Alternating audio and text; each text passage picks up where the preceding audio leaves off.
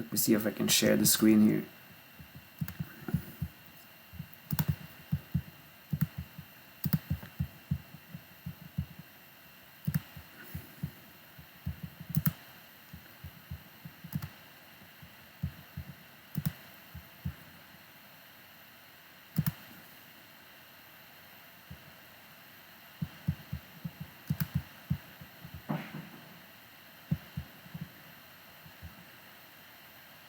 Okay.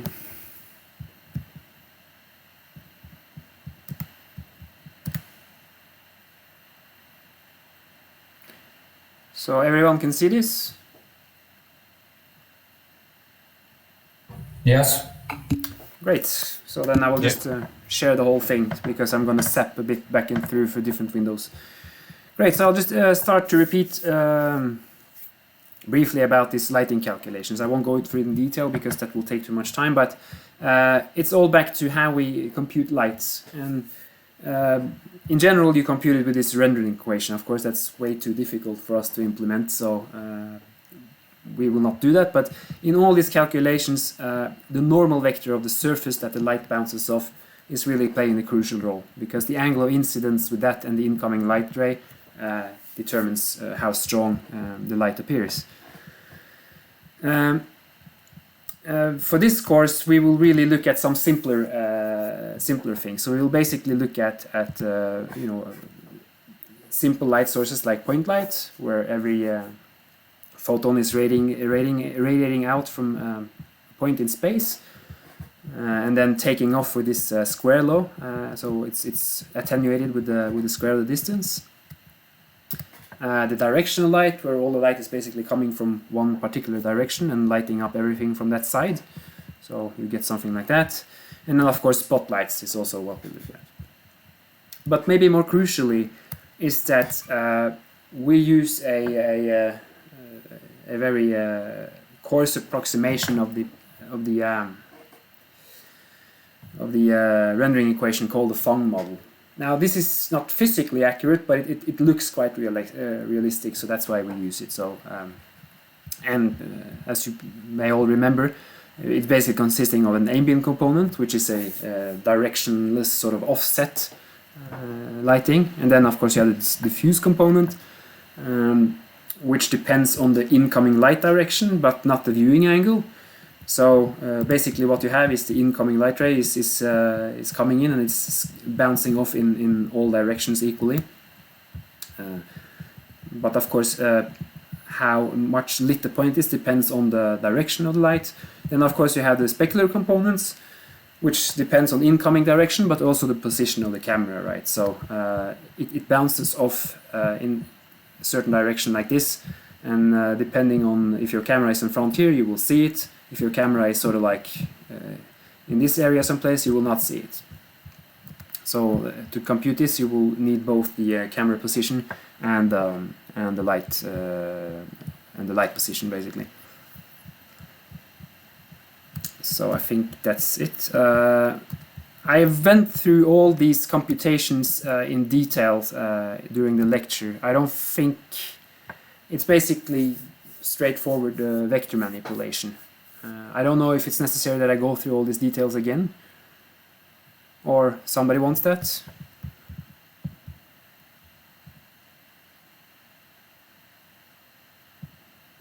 Okay, so I'll just briefly mention what is. Let's see. Oh, this got a bit messy. Sorry. Yeah.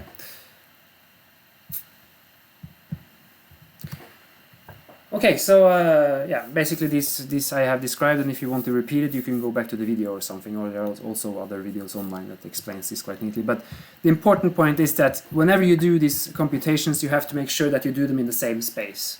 So for example, what is shown in these slides, I do all those in world space, for example. More commonly, and that means that you have to transform your vertex position by the model matrix and those sort of things you know by now.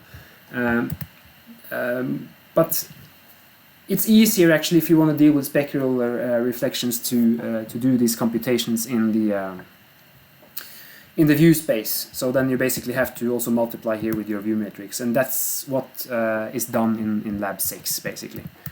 And the reason is that these speculative computations usually becomes more easy. But it's, I mean, you're free to do both, but recommendably so, I think view space is the place to do it. Right, so I think we can just pass on to lab 6. Now, first I will talk about what was not entirely right here from the beginning. I mean, first of all, the code is a bit messy, but that just has to be the way it is for this year. But a more problematic thing is that the normal vectors are not right. So they are not at normal angles with the surface of the cube. But anyway, the lab task was basically that you were given this pre-programmed cube that was supposed to be rotating in directional light. So I will just show the baseline here. So this was the baseline, and this is supposed to be white directional diffuse light lighting up this cube.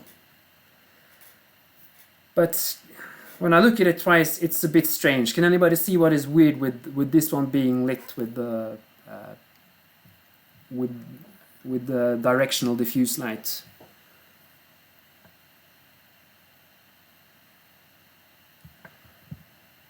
What you would expect with directional diffuse light was that each side of this cube was lit evenly at once.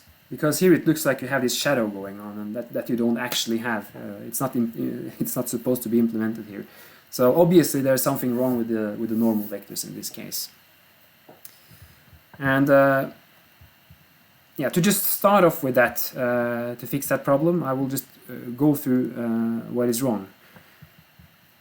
So if you go to the main file of this lab, you basically have this class. And in there you set all the vertices. You hard code all the vertex coordinates, all the normal coordinates, and all the texture coordinates basically. So the textures and the vertex numbers are fine. However, if you look at the old normals, you basically see they are exactly the same as the vertex numbers, which I mean, is wrong if you want them to be normals to the faces of the cube. So what you basically have here, let me see if I find them, is this situation, what they call shared vertex normals, which means that your normal is basically standing at right angles to the corners of the cube. And this you can see because the numbers represented by the vertex here would basically be the coordinates in this case, and that would be a vector pointing outwards from that corner, if you just extend it into the origin of this object. What you want is really the case on the right here. Now, if you have an object consisting of many small triangles, it doesn't really matter that much whether they are standing at right angles to the face or if they're standing like this. It will not make a huge difference. But if you make a big object like a cube or a wall or something, then this basically becomes wrong, unless you want this sort of lighting effect. And yeah, in that case you should really code the normals as this. Now with more general objects, when you for example load them, then the normals are there, so you don't need to worry about this. But if you want to sort of put up this simple geometrical objects yourself, you can quite often just hard code the normals, because they will most often be aligned with the coordinate axis in model space. And then if you code them correctly there, you just need to transform them to the other spaces using these standard matrices. So it should be quite straightforward. Now what happens when you have shared vertex normals like this? When you send this into the fragment shader, then that will basically interpolate the normals, which means that that at the middle of the cube face here you will probably have a normal that's standing, so to say, at right angles, but they will bend and tilt at different angles on other parts of the face. And this means, for example, that if I have a light source up to the upper right corner here, then of course we will see this side much better than that one, because here the light is bouncing off in another direction, right? And that's why we get this shadow effect here. That shouldn't really be the case.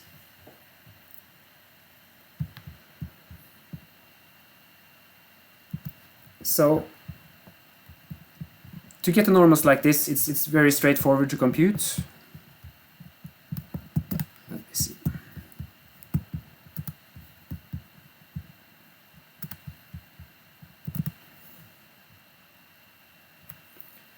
So when you have a very simple like a cube or a triangle or anything in model space, then the normals will always, the face normals will always be pointing in the direction of the different axes. There should be no reason to model it in a different way. So it's very simple, because you basically need to fill in the numbers of the axes in the space. So for example, the front face is always pointing towards you, so it's always pointing in the positive z direction, which means that you basically have a normal 0, 0, 1, right? The right face will always be pointing towards the positive x direction, or the right face normal, so you get 1, 0, 0. And then the top face will always be pointing along the positive, or the top face normal will always be pointing along the positive y-axis, so you get the 0, 1, 0 vector in that case. And of course for the back face you will just have to put the -1 here. For the left face you just put the -1 there, and for the top face you just put the -1 on that one. And you know, so it's straightforward to just code this on your own. So basically in lab 6 you can go in and then set for the back face 0, 0, -1 on all these normal coordinates. And then on the front face you do the same, just with +1, and then left face, right face, so on and so forth. Just one coordinate that is equal to 1. And what's nice with this now is that the vector also has unit length.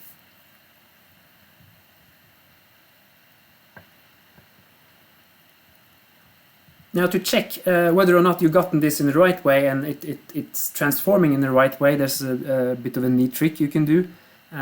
You can basically go into the fragment shader, and then instead of setting the out color to whatever texture you have, you set your out color to be the normals, right?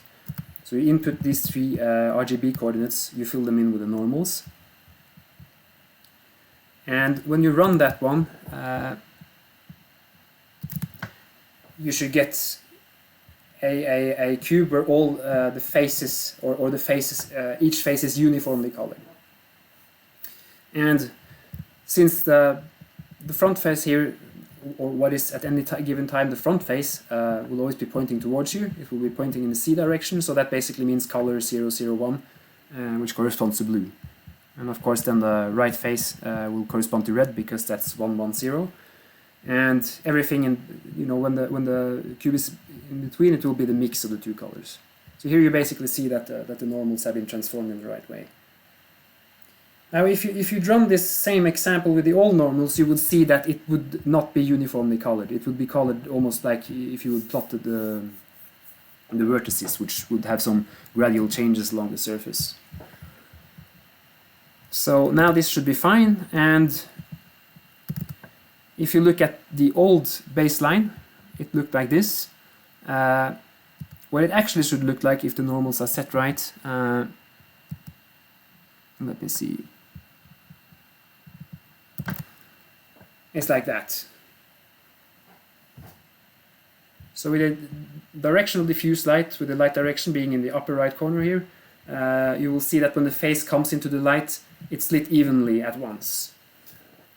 So that's basically what it should look like. Any questions to this?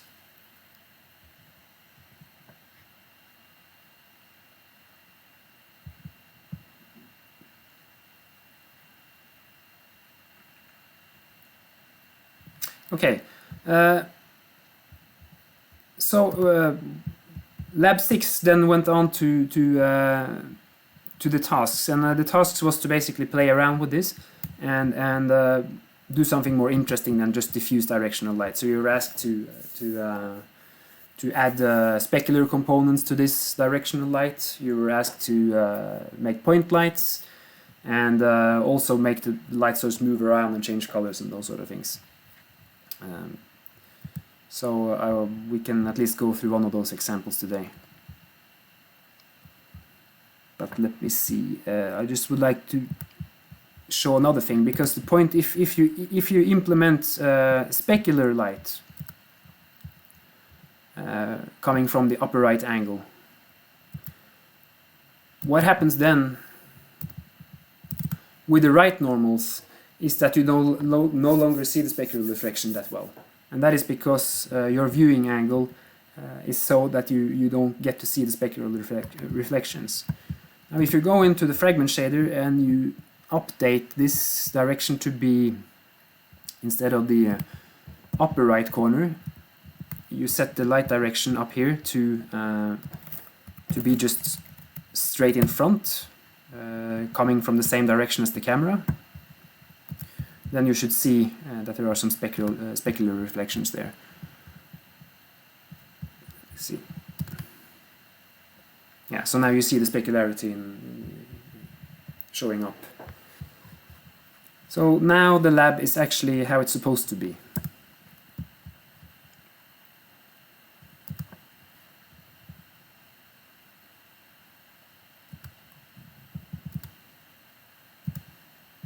Okay.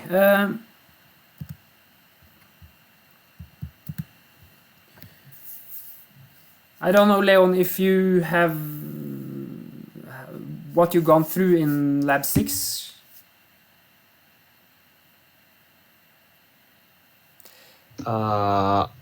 I have, well, basically looked at the solutions to Lab 6 and broken them down to a point where I think I can explain them properly. Yeah. If that is desirable from the students, then I can basically explain the solution and what it means.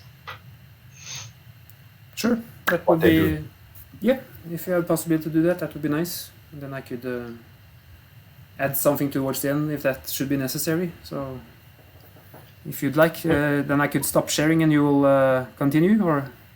Yeah, sure. Yep. I'll do that, then I will share the Lab 6 code.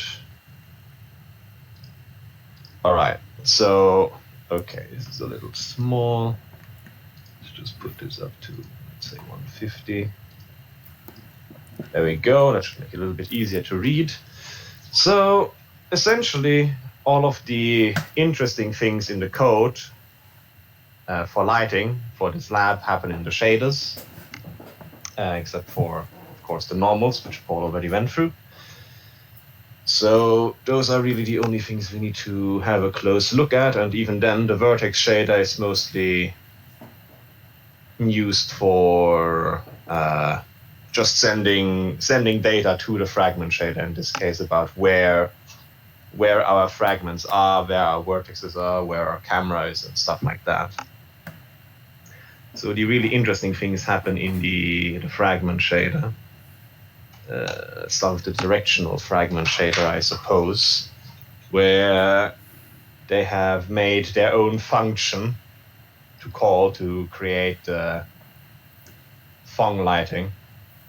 We'll go through these as needed. All right, well, I guess the first one is ambience. Ambience lighting shouldn't really come as much of a surprise. You multiply the color you want your light to be with how strong you want your ambient light to be. Ambient light being, of course, light that lights everything in your scene passively. Basically, as long as something has ambient light, it will always at least have a little bit of light on it. Not the greatest explanation, but I think you get the gist. It's basically if you are in a really, really dark room without any light sources, ambient controls how dark that room would be. So for example, with an ambient of 0, you wouldn't see anything in that room. Well, with an ambient of 1, everything would be perfectly 100% lit. Then is diffuse lighting, which is basically light that isn't reflected perfectly in the reflection angle. So light that bounces around a little bit and stuff like that, which can be found fairly simply. I'm not sure if people remember the formula for finding diffuse light, but essentially what you really want is you have your normals, and then you normalize those normal vectors because you really only want the direction. You don't care about the magnitude, so it's all going to be length 1. And if you remember the formula for the dot product, I guess, I'm jumping ahead. For your light direction, you basically take your direction from the fragment, so from the point on the cube that you are at to the light, which here I guess they have set is the inverse of the direction from the light to the point on the cube. Makes sense. Yeah. Because you need 2 vectors going out from the point, the fragment you're working on, one being the normal vector and the other being the direction to the light. Also normalized. And since the this would be a lot easier if I could draw it. Wait a minute, I can draw it, can't I? If I just share a whiteboard instead for a moment, we basically have our surface here, and excuse my horrific drawing skills, I'm doing this on a mouse. We get our light source here, sending our light to our surface, and our normal vector is, well, on a right angle to the surface. Let's call this N for normal, and this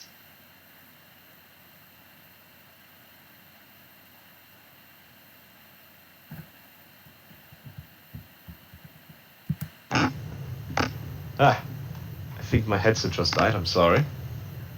Can anyone hear me? Yeah. Did my headset just die? Now I can hear you. Oh god, wait.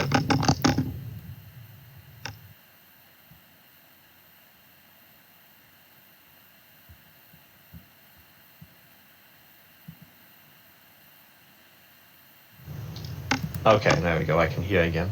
Sorry about that, my headset sometimes just crashes. It's very unfortunate. Right. So what we want is basically how intensely our point here is affected by specular light on a scale from 0 to 1.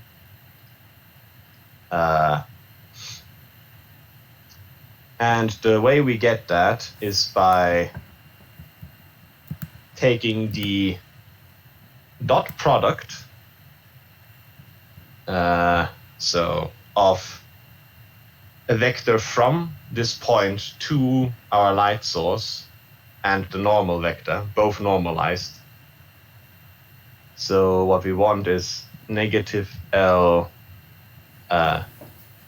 times N, which is equal to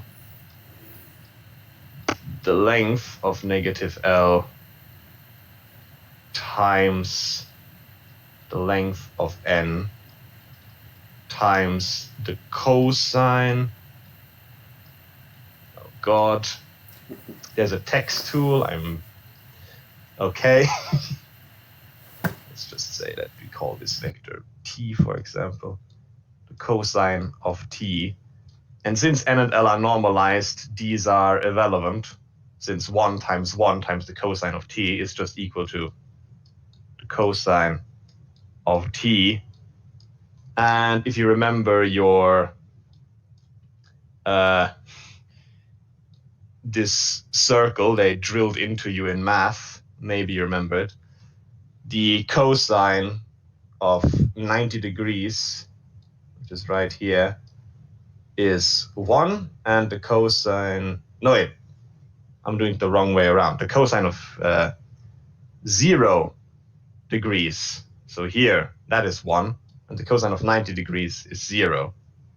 So that means if the light is coming in from here, 90 degrees on n, then the cosine will be 0, so the specular light will not affect that surface.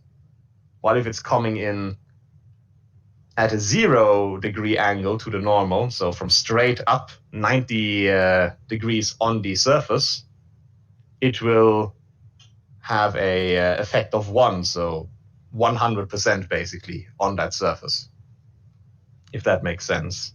So basically, the closer the angle that the light comes into the surface is to being parallel with the normal vector, the more specular light you get.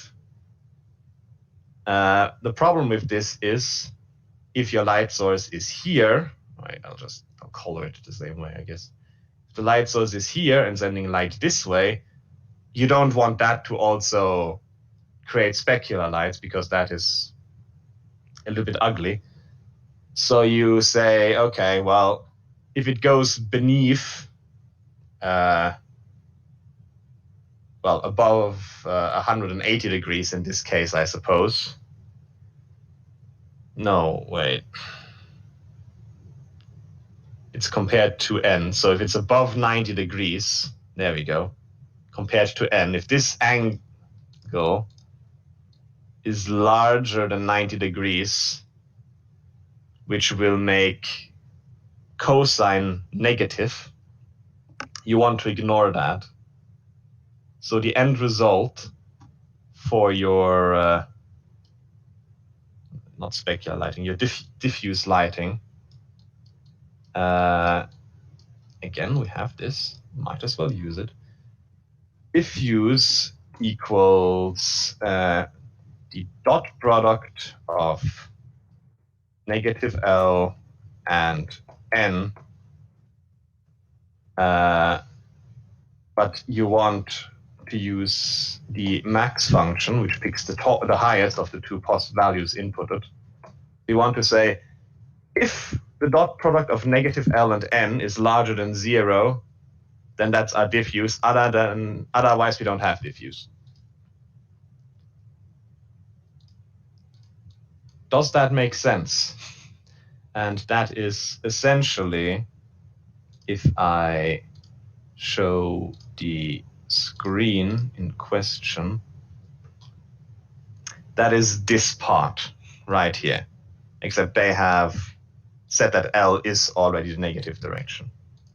So you want to take the maximum between 0 and the dot product between the normal vector and the direction of the light, and multiply that by the color of the light you want. And that is your diffuse lighting, basically. So all you really need to compute it is your normal vectors and the direction of the light.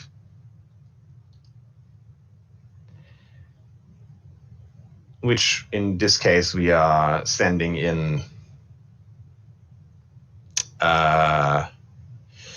into the function from, we just make it up here basically. You can pass it from the CPU if you want to via, well, a uniform. It is a uniform, they're just not using it as one.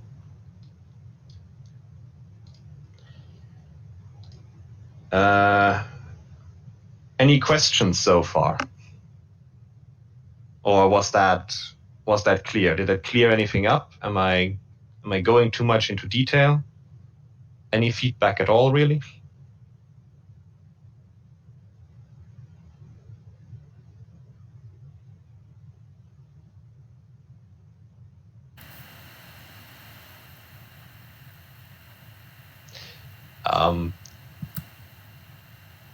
Yeah, I think it's fine. It's good. Okay. Phew, I was worried that no one could hear me there for a moment, and I was very scared. All right. Well, I guess the next step then from that point, once you have your diffuse and your ambience, is the specular lighting, which is, if we go back to our whiteboard, is if we say this is our surface, here is, our normal vector n. Here's the light source sending in L. Okay. Oh God. All right. That was interesting. A light source L coming in through here, and then the light will get reflected off the surface at the same angle it entered, because that's how light do. So this is the same as this, which of course also means that, this is the same as this. And we have our eye, our camera here, looking in at the point like this. Let's call this V. And I guess since we need to have a name for it, let's call this one R. Essentially, the closer our camera here is to this vector R, so the smaller, again, the angle between V and R is, the more strongly, the more of the light reflected from the fragment will we see with our camera, as if you can imagine from a physics point of view, as light gets sent in, they bounce around from this point, and most of them will bounce in this direction. So the light will be brightest if viewed from this angle specifically. So the way you do specular highlights essentially is, again, it comes down to the dot product, where you want to now find the dot product between this vector and this vector. So again, you see this vector is going this way, so you need to find the inverse of it and make the dot product with R. You normalize both of them so they're both length 1 again, which means it'll be again the cosine between these two vectors. That's basically the only thing that has something to say. And in the end, your formula will end up being negative V times R, well, or I don't know what we should use for dot product. I guess I'll just use this, equals the length of negative V times the length of R times the cosine of, let's just call it T again, this angle right here. These two are 1, since we have normalized the vectors, so they are irrelevant. And it's the cosine of T we are left with, which will be 1 if our camera is right here, which makes V equal to R. So, well, negative V equal to R, they're basically the same. Well, the same vector essentially, while if our camera is at a 90-degree angle with R, so somewhere over here, we don't get any specular lighting at all, since it'll be 90 degrees and cosine of 90 is 0.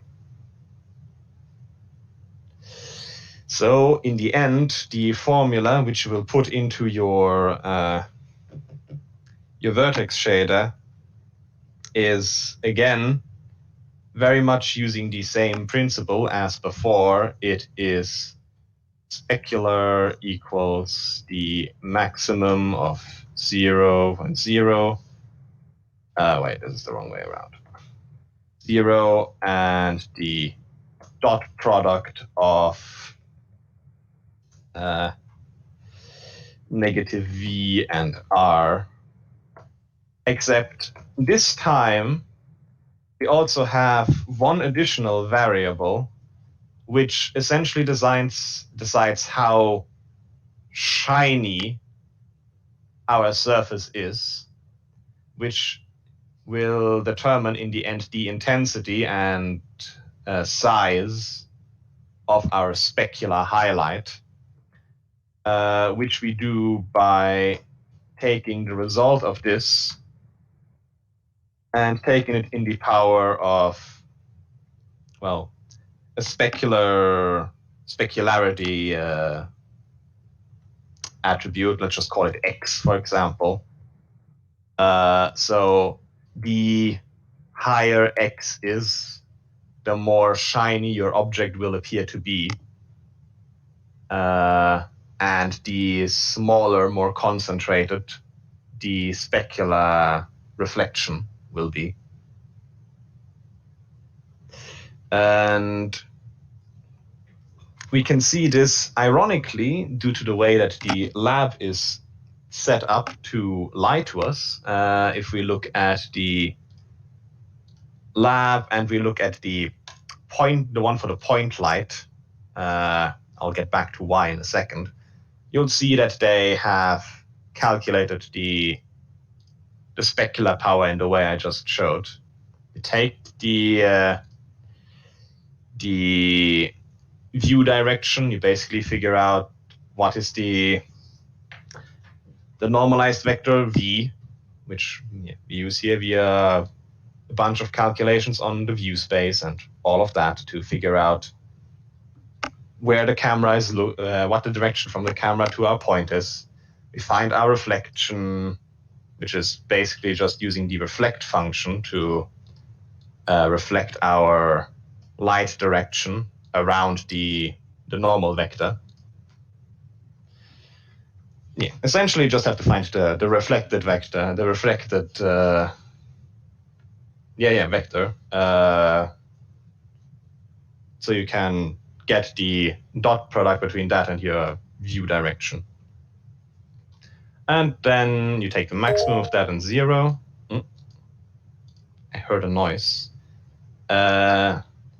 Yes. Can you explain more about the specularity variable and intensities? Sure. Give me 1 second. I think I have here the explanation that I have on the basic lighting chapter for Learn OpenGL Open. I'll just open that. 1 second. Chrome. This is the one. And then we go to no, this one. It's this variable here set to 32, which determines basically how large and how shiny your specular light will be. So at very low values, you'll barely be able to see it, as the specular light mostly covers most of the thing very faintly. But at the higher it gets, the more kind of pushed into a little circle it gets. So it's essentially how large the specular light itself is, the specular reflection itself is. Did that make sense? Yes. All right. Good. Let's just go back. I guess the whiteboard was already done, so we can just go back to the to here. Yeah, and then you have one more value, which is the specularity, which is, I guess, how much you want your object to reflect things again, which is here just set to 1. So again, just experiment, see what you think works best is probably the best option to figure out what you want to do with it, what value you want it to be, what looks best for the object given it. It depends on the material that your object is. A object that is oily has probably different values here than an object that is, I don't know, gravel, something like that, something that's very dry and non-reflective. As you see, however, in the directional fragment shader, they don't quite do that, because they use something which is called, and if I just look at it for a moment so I get the name right, the Blin Phong model, because there might be specific cases where the Phong model's representation of specular lighting is lacking, because sometimes the specular reflection could have an impact beyond the 90 degrees that this function that we wrote down allows for, which will then look something like, again, I'm going to use the example from Learn OpenGL, which will look something like this, where we have a very harsh specular edge that looks a bit off. It has a very long and complex explanation. Essentially, sometimes if this value is low enough that we get a very large circle, we want to be able to calculate specular effect on areas that the Phong model would have looking like this because of the 90-degree cutoff. So what you can do is essentially, instead of saying, I want the dot product between, and again, I guess this would be easier when I draw it.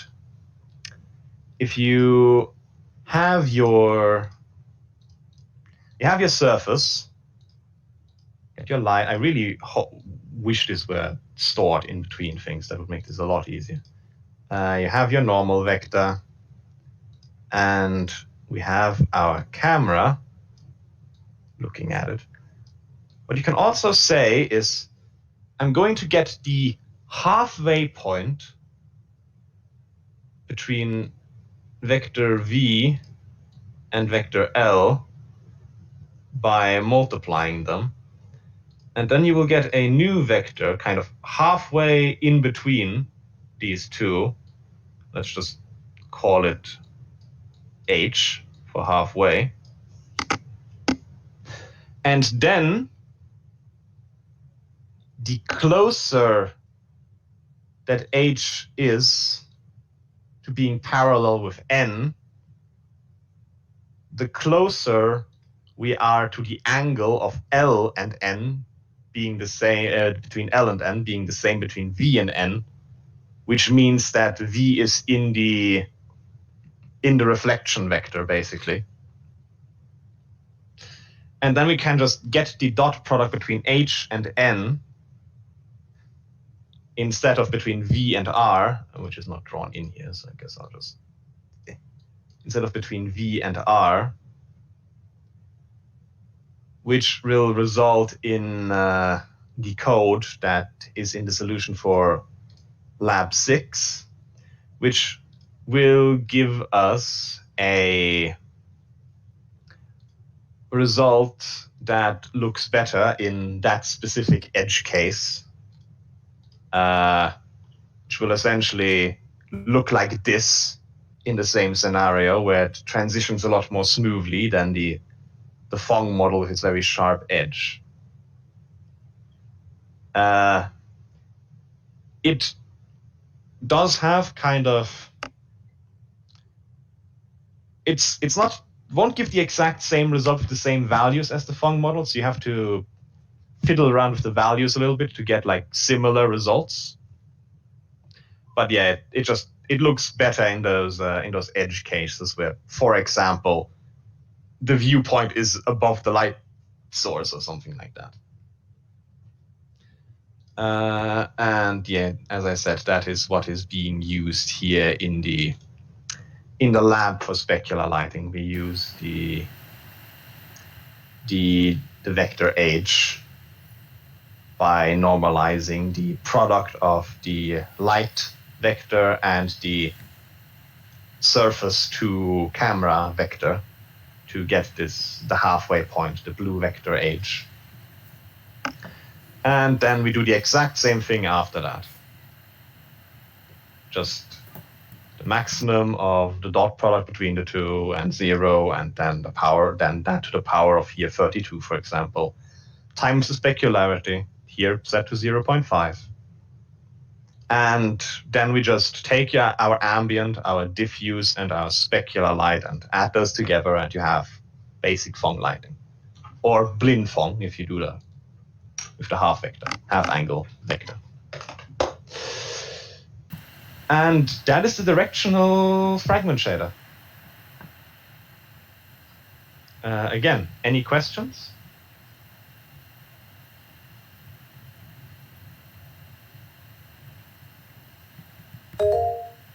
Yes. So what is the difference if we do the light calculations in the world space versus the view space? Does it matter? I mean, I think it's like Paul said. In the end,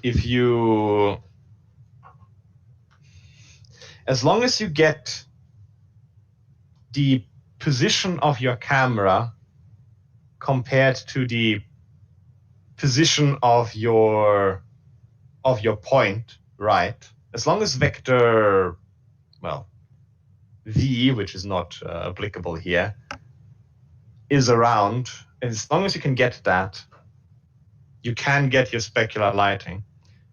How you do that is kind of up to you. You can do it in world space or in view space. I think, as Paul said, it's easier in view space, but I'm not 100% certain on that.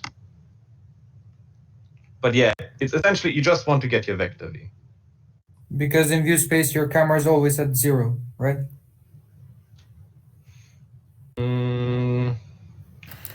That would make sense, yes. Yeah, I think it's right what you're saying on this. It's easier because you have more control with the specular reflections. Although it's possible to do it in world spaces too. It's but yeah, usually easier in view space for this reason that it's in the origin. Yeah. Yes. Like there are benefits with view space versus world space lighting, but most applications use view space. For example, if you do world space and you have a really big world, you might end up at like, say, x coordinate 1/10 million, for example, if it's a really huge world. And with floating point precision getting lower and lower, the higher the number is, then if you use world space, then your lighting calculation will be less precise as you get further out in the world. But if you use camera space, then no matter how far out you are, you're still at 0, which means the accuracy is still gonna be good, for example. Yeah. And also fog, for example, if you have like fog effects which depend on distance from the camera, they're a lot easier to do if your coordinate system is based off the camera, because then you don't have to just figure out the distance to the camera from each world space pixel. So those are some trade-offs to consider. Well, it's a nice input to get. Because when we were working on the project, we had our normal matrix using the inverse and the transpose of view and model, but our lighting coordinates were in model, and all the normals were transformed differently, so the lighting didn't look good. So we had a miscoordination of the vertices and the normals. We were working in both worlds at the same time, and it didn't look good.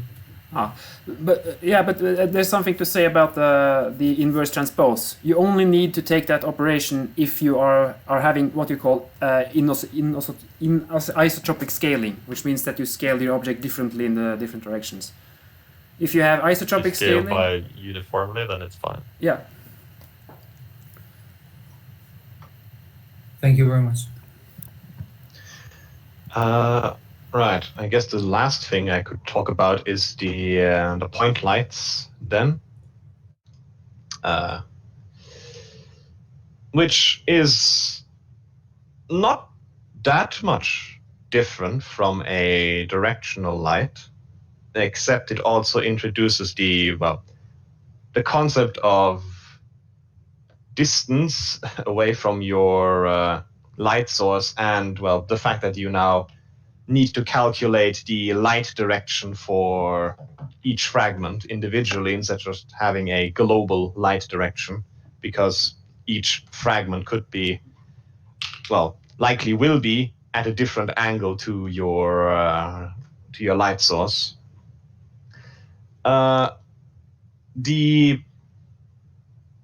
Getting the position of your light source is as simple as sending it in, more or less, presumably via a uniform, or here they just write it in. I guess that also works. And then your light direction will be that position, the vector from that position to your fragment, as found here. Again, normalized. Always normalize these. So other than that, it's largely the same. It's just your light position is now, your light direction is now based on the position of your light source. So beyond that, it's all the same code as before.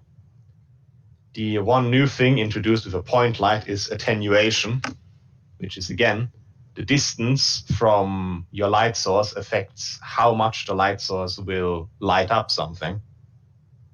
The closer to your light source you are, the brighter the light will be at that point. So essentially, the only thing you need to do for this is find the distance between your light's position and the fragment's position. And then you need a formula to basically calculate how much you want your light affecting objects based on the distance. Here they use a very long-winded and complex formula. You could make it literally probably as easy as something like, where's the one that I found? Plus the length of L. Well, this is obviously pseudocode in the second. Something like this, where you just say that, okay, if this doesn't make sense. The distance. The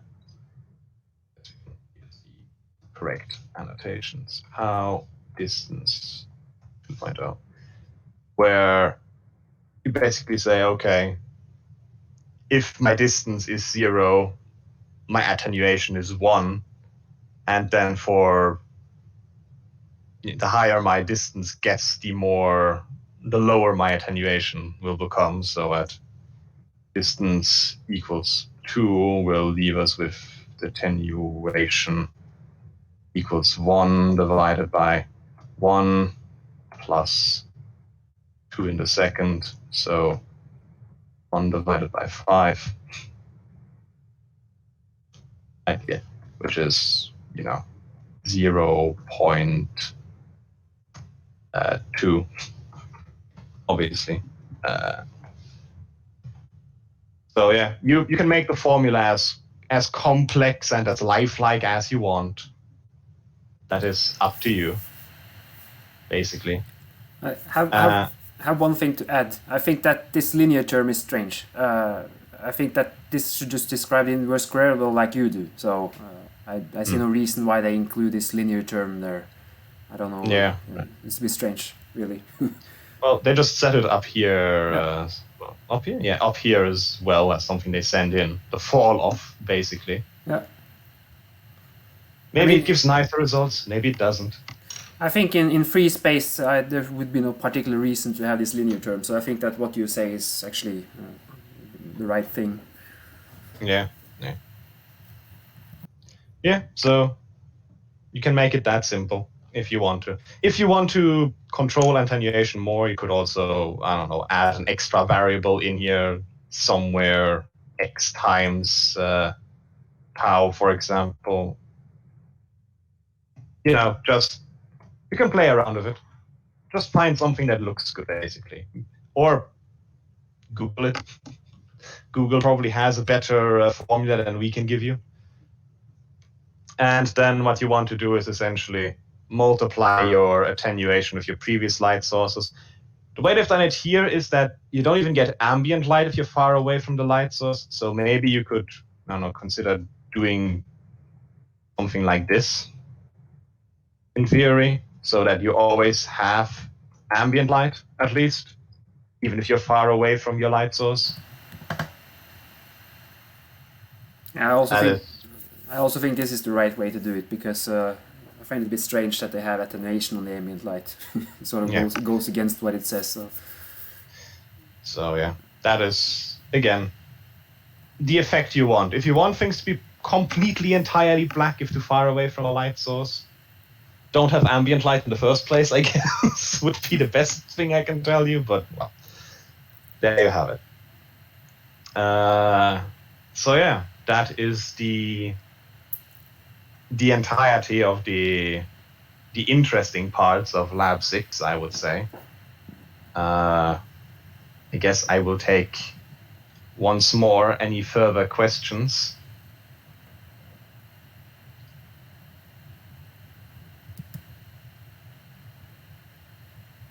And if not, then I think I am done. And if you have anything more to say about Lab 6, Paul, then I guess the floor is yours. Thank you. I think that was very great. It summed up everything, plus things in addition to things I was going to say. So that was very, very good presentation. I would just like to add one thing. Is that last comment about making the light source move, because let me see if I can share the screen here. Try to make this a bit quick.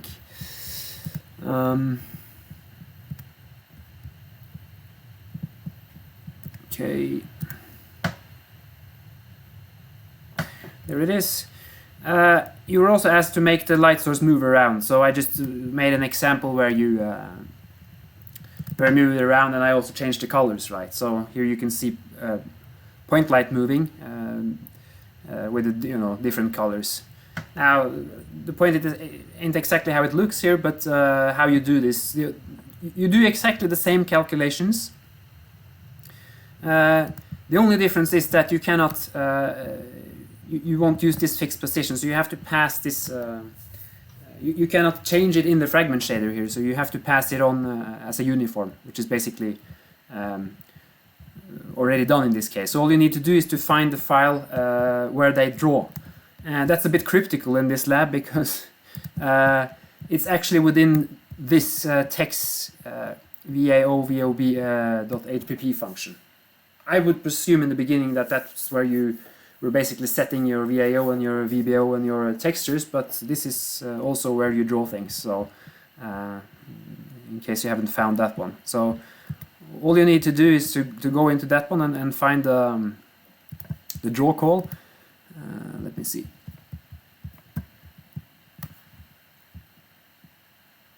It's not there.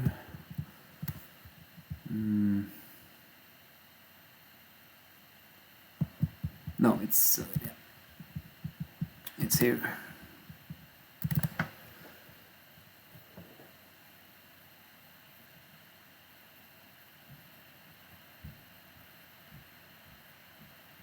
So you just have to find the